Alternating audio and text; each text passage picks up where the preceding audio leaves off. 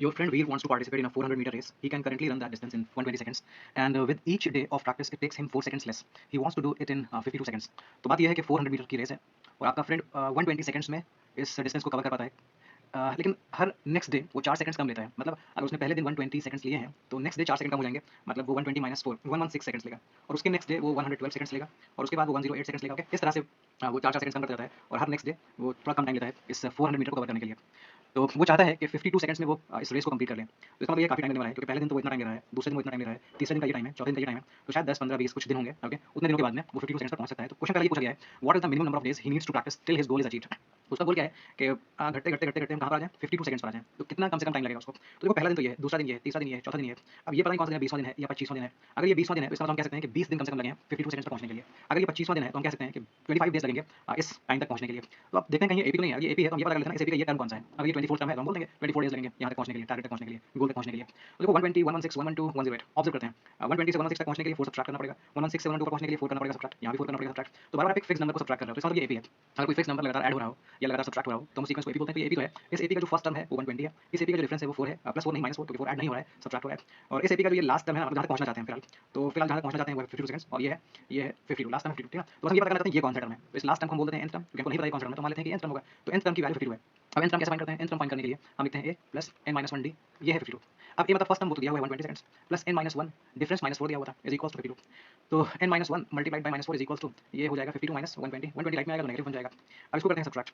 तो 120 में से 52 करोगे सब्ट्रैक्ट, तो आपको मिलेगा 8, और आपको मिलेगा 68। 68 मिलेगा, लेकिन नेगेटिव 68 मिलेगा। क्यों? क्योंकि जब भी आप सब्ट्रैक्शन करोगे, तो सब्ट्रैक्शन के बाद आप बिगर नंबर साइन लगाते हो। तो 120 और 52 में 120 बिगर है, तो नेगेटिव लगाते हैं यहाँ पर।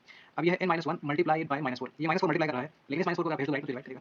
तो n माइनस 1 की वैल्यू क्या हो जाएगी, नेगेटिव नेगेटिव पॉजिटिव हो जाएगा। 68 अपॉन 4 हो जाता है 17, तो n की वैल्यू हो जाएगी 17 प्लस 1 मतलब 18। तो हम क्या बोल सकते हैं कि 18 दिन में, 18 डेज में ये गोल अचीव हो जाएगा। 18 डेज, आई होप क्लियर, ठीक है। अब बढ़ते हैं आगे और देखते हैं how much less time is taken on 10th day than 15th day. 10th day कितना कम टाइम लिया गया है अगर 15th डे से कंपेयर करें तो, मतलब 15th डे और 10th डे में जो टाइम का डिफरेंस है वो बताना है। तो चलो जी करते हैं। तो ये मैं इरेज कर देता हूँ और यहीं पर हम सॉल्व कर लेंगे। तो ये एक एपी बन रही थी, ठीक है। इस एपी में क्या है, ये हमने बोला है कि 10th डे, तो हम जरा ये पता कर लेते हैं 10th डे उसने कितना टाइम लिया होगा और 15th डे उसने कितना टाइम लिया होगा, बता देंगे। तो 10th डे ये पहला दिन है, ये दूसरा दिन है, ये तीसरा दिन है। तो 10th डे उसने कितना टाइम लिया होगा ये जानने के लिए हम 10th टर्म फाइंड कर लेते हैं। 10th टर्म फाइंड कर लेते हैं। तो 10th टर्म कैसे पता करते हैं, a + 9 से पता करते हैं। और अगर 15th डे उसने कितना टाइम लिया ये पता करना है, तो 15th टर्म पता कर लेंगे। 15th टर्म कैसे पता करेंगे, a + 14 से पता चलेगा। आगे क्लियर है, ठीक है। अच्छा जी, तो a को मैं लिखता हूँ फर्स्ट टर्म मतलब 120 प्लस 9 लिखता हूँ, डिफरेंस है -4, तो ये हो जाएगा 120, 9 × 4 हो जाएगा 36, लेकिन ये पॉजिटिव है, नेगेटिव तो नेगेटिव 36 आ जाएगा। यहाँ कर देते हैं सब्ट्रैक्ट, ये 84 आ जाएगा। 84 सेकंड्स लगे हैं 10वें दिन। अब आते हैं 15वें दिन। तो ए का मतलब 120 है प्लस 14 है। अच्छा, मैंने यहाँ पर ये सही किया था ना, हाँ सही था। और ये डी कितना है, -4 है, तो ये हो जाएगा 120 और ये हो जाएगा 56। तो ये सब्ट्रैक्ट करोगे तो 64 हो जाएगा, 64 सेकंड्स। ओके, आपसे ये बोला गया है कि how much less time taken on 10th day than 15th day. तो वैसे ऐसा हो नहीं रहा है, बोला कि 10th डे को कितना कम टाइम लग रहा है 15th डे से। एक्चुअली ये है कि 15th में कम टाइम लग रहा है, 10th में ज़्यादा टाइम लग रहा है, ठीक है ना। तो इनको लैंग्वेज समझ पा रहे हो, डिफरेंस पूछना चाह रहे हैं। तो डिफरेंस बताया था 84 सेकंड्स का और 64 सेकंड्स का डिफरेंस बताया था। 84 और 64 का डिफरेंस 20 सेकंड्स, तो हम बोल सकते हैं 20 सेकंड्स का डिफरेंस है। यूँ बोल सकते हैं कि इस दिन 20 सेकंड्स कम लगे हैं, 15th डे 20 सेकंड्स कम लगे हैं। आई होप क्लियर है। अब मैं आता हूँ थर्ड पार्ट की तरफ। बाकी मैं थर्ड नहीं सॉल्व कर रहा हूँ, ये जो सेकंड है इसी में 2 क्वेश्चन दे रखे हैं और करके, तो जो और के बाद वाला क्वेश्चन है ना उसको हम जरा सॉल्व करते हैं। What is the sum of time taken from the 5th day to 14th day. तो 5th डे से 14th डे तक जो भी टाइम लिया गया है उसका सम बताना है। तो ज़रा पहले एक बेसिक सी चीज़ समझ लेते हैं। मान लेते हैं कोई एपी है, मैं थोड़ा अलग बता रहा हूँ पहले। कोई एपी है 2, 4, 6, 8, 10 ऐसे कुछ करके है। तो अगर मैं ये पूछूं कि फर्स्ट 5 टर्म्स का सम क्या है, तो इन पांचों को आप ऐड करोगे, राइट। लेकिन अगर मैं ये पूछ लूँ कि फर्स्ट 3 टर्म्स का सम क्या है, तो आप इन दोनों इन सबको ऐड करोगे, फर्स्ट 3 को ऐड करोगे। लेकिन अगर मैं ये पूछ लूँ कि बस मुझे इस 4th और 5th टर्म का सम चाहिए, तब क्या करोगे। तो हम ये भी तो कर सकते हैं कि हम इन पांचों का सम निकाल लेते हैं और उसमें से इन 3 का फर्स्ट 3 का टर्म सब्ट्रैक्ट कर देते हैं, फर्स्ट 3 का जो सम होता है वो सब्ट्रैक्ट कर देते हैं। तो अगर आप इन पांचों का सम निकाल लोगे और उसमें से ये फर्स्ट 3 का सम सब्ट्रैक्ट कर दोगे, तो जो लास्ट वाले 2 है ना उनका पता चल जाएगा सम क्या है। आई होप ये बात समझ में आ रही है। तो ऐसे ही यहाँ पर है, ओके, 120 लिखा हुआ है, 116 लिखा हुआ है, 112 लिखा हुआ है, ऐसे बहुत सारे यहाँ पर टर्म्स हैं। तो ये बोल रहे हैं कि सम आपको चाहिए, सम इनको चाहिए सिर्फ 5th से 14th डे तक। ओके, 5th से 14th तक। तो 1 2, तो मैं क्या करता हूँ, पहले पूरे 15 का सम निकाल लेता हूँ। ओके, इन्होंने क्या बोला है, 5th से 14th का सम निकालना है। 5th से 14th या 5th से, यस 5th से 14th का निकालना है। तो पहले मैं क्या करता हूँ, पहले पूरे 14 टर्म्स का सम निकाल लेता हूँ, पूरे 14 टर्म्स का, और उसके बाद शुरुआत के 4 टर्म्स का सम निकाल लेता हूँ। तो अगर मैं पूरे 14 टर्म्स का सम निकाल लूँ, उसमें से 4 टर्म्स का सब्ट्रैक्ट कर दूँ सम, तो तो मुझे बाकी जो बचेंगे उनका सम पता लग जाएगा। तो 5th से 14 तक सारे टर्म्स का सम पता लग जाएगा। ओके, अभी भी आप कंफ्यूज हो रहे हो तो ज़रा वापस से देख लो। एक 2 है, 4 है, 6 है, 8 है, 10 है, 12 है। अगर मैं इन सब का सम निकाल लूँ, शुरुआत के 6 टर्म्स का सम निकाल लूँ और उसमें से ये फर्स्ट 2 टर्म्स का सम निकाल के सब्ट्रैक्ट कर दूँ, तो मुझे क्या पता लगेगा? मैंने पूरे का सम निकाला, उसके बाद शुरुआत के 2 टर्म्स का सम निकाल के सब्ट्रैक्ट कर दिया, तो मुझे इनका मिल जाएगा ना सम। 6 क्या है, 8 क्या है, 10 क्या है, 4 क्या है। तो मुझे क्या मिल जाएगा? मुझे थर्ड टर्म से और 6th टर्म तक सारे टर्म्स का सम मिल जाएगा। आई होप मेरी बात आपको समझ में आ गई है, ठीक है ना। तो बस प्लान यही है हमारा कि अगर आपको सम चाहिए, सम फ्रॉम 4th टर्म टू, ये चीज़ मैं शायद गलत लिख रहा हूँ, 5th term to 14th term, अगर आपको ये चाहिए 5th से 14th टर्म का सम चाहिए, तो क्या करोगे आप पहले सारे 14 टर्म्स का सम निकाल लो और उसमें से इस 5th से जस्ट पहले 4 टर्म्स होंगे, 4th, 3rd, 2nd और फर्स्ट 4 टर्म्स का सम सब्ट्रैक्ट कर दो। बस ऐसा करने से आपको पता लग जाएगा कि 5th से लेकर के 14 तक जो टर्म्स हैं उनका सम क्या है। तो चलो शुरू करते हैं।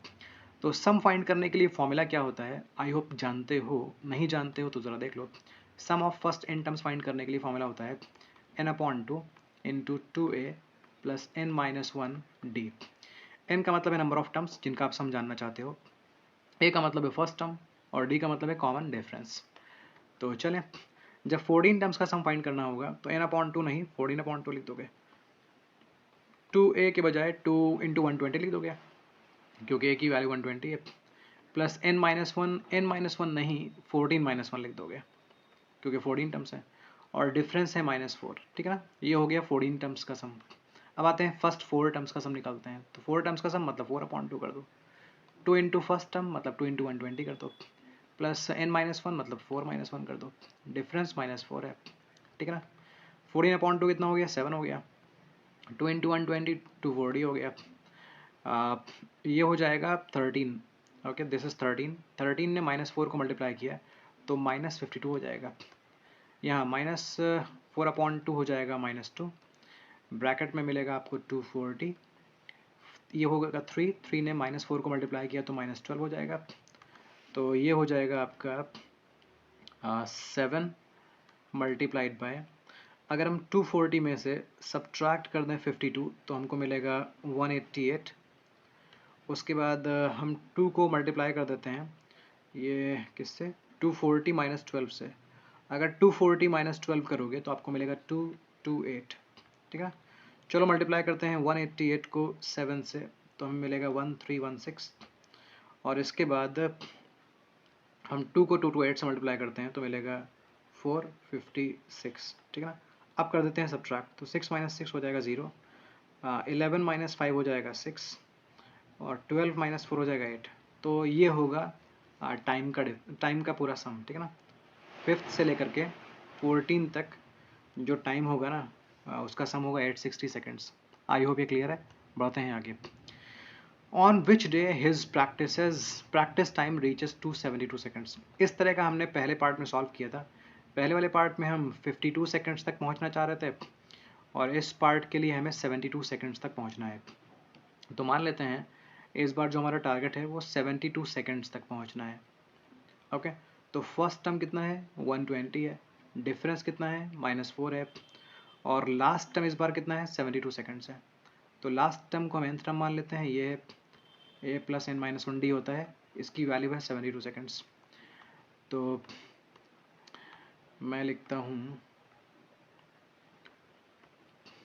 हाँ, a प्लस n-1d। तो a कितना है?